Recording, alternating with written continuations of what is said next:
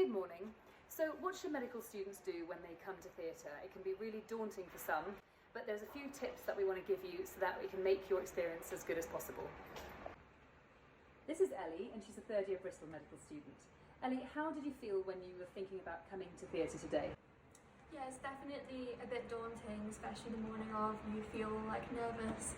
But yeah, my number one tip is definitely get up early in the morning, make sure you're fully prepared, and so you're not starting your day off kind of being extra nervous and rushing around. Just have a nice, gentle start to the day. Also, definitely have breakfast. So one of the main things I would say is if you're planning to go to theatre, to try and find the secretary of the consultants list that you're attending. Ask them what's happening on the list that week, and if you have the ability to, by speaking to a junior doctor, look at the medical records so you have an idea of why that patient is having the operation.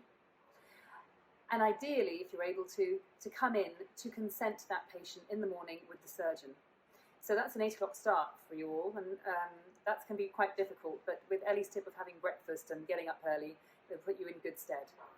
When you actually get to theatre, that can be quite scary because everyone is dressed in the same clothes, no one's names are printed anywhere, and so it can be difficult to know what everyone's roles are. Don't be afraid to look people in the eye and introduce yourself and say, I'm a medical student here today, I'd love to be in on this list and the consultant is aware that I'm coming.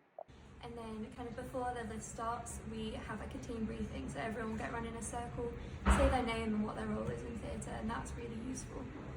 So part of theatre etiquette is just asking if you can be helpful in any way at all.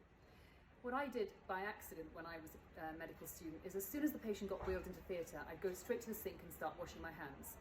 And about 15 minutes later, I realised that the patient hadn't even been moved onto the operating table, none of the pressure points had been dealt with, their arms hadn't been put onto boards, for example. So there is a lot to learn before you even start scrubbing. It's the surgeon's responsibility to make sure that the patient is completely ready for an operation, and so it's important to shadow them a little bit and make sure that you know all of the different steps that happen before we even start the operation. Ellie, do you think it's important for the medical student attending to know much about the operation? Yeah, so I think it's really useful to find out kind of what cases are going to be on that list, and then maybe do a bit of background reading around the anatomy of the area that's going to be looked at, and a bit about the procedure itself. There's so many useful websites like Teach Me Surgery, Teach Me Anatomy that are all free and really useful, so I definitely like to go over those beforehand. And a few other top tips from Ellie.